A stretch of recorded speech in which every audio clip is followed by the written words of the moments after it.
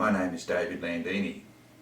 Politicians very often make decisions based primarily on getting themselves re-elected or promoted within the political hierarchy.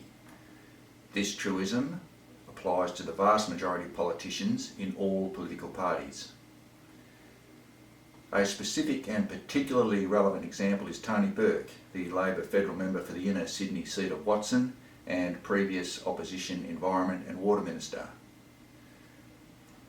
Tony Burke and the Labor Party have in their water policy the objective of keeping the Murray Mouth open 9 years out of 10, permanently keeping Lakes Alexandrina and Albert in a freshwater condition, and removing another 450 gigalitres of water from productive use for the purpose of achieving the previously mentioned objectives.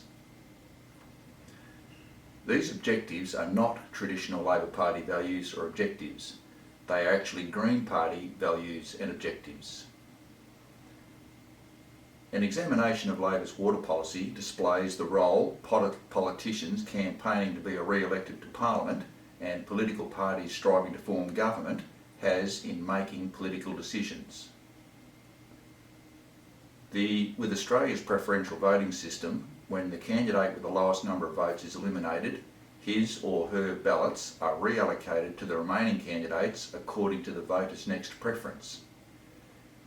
If a voter votes number 1 for the Greens candidate and then number 2 for the Labor candidate, if the Greens candidate is eliminated, that ballot will then be allocated to the Labor candidate. In the 2019 federal election, Tony Burke received 52% of the primary vote. The Liberal candidate received 25% and the Greens candidate received 6%. When the Greens candidate was eliminated, 7,700 of the Greens' 9,200 ballots, being 84%, were reallocated to Tony Burke. These preference votes probably went to Tony Burke for a number of reasons, with I think a significant one being his promise to save the Murray River, as described earlier. Gaining the reallocation of the Greens' preference votes to himself to ensure his re-election and assisting the probability of the Labor Party forming government, I think is possibly the reason Tony Burke is promising to save the Murray River. I don't think it is because he or the Labor Party has any real care about the Murray River or Lower Lakes. This is politics. The great problem that people in the Riverina have, most obviously in the irrigation areas but also in all other natural resource-based industrial areas, is that politics, decided in metropolitan areas far away, is destroying their businesses, their livelihoods and their communities.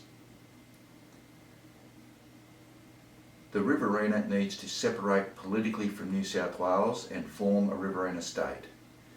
A Riverina state will have authority over all the water, other natural resources and governance in its area.